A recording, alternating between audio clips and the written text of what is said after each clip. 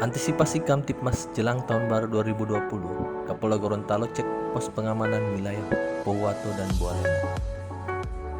Guna memberikan jaminan rasa aman kepada masyarakat di wilayah Provinsi Gorontalo, Kapolda Brigjen Pol Dr. Andes Wahyu Widada MPil bersama rombongan Sabtu 27 Desember 2019 melakukan pengecekan di pos-pos pengamanan yang tersebar di wilayah hukum Polres Bualemo dan Polres Pohuwato.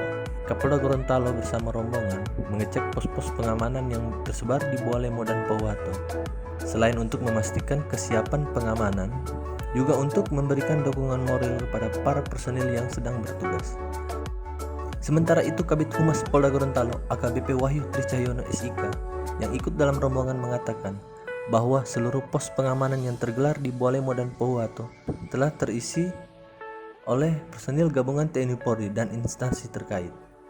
Tadi Pak Kapolda mengecek untuk memberikan semangat dan juga bingkisan sebagai wujud perhatian pimpinan kepada anggota yang bertugas di pos pengamanan.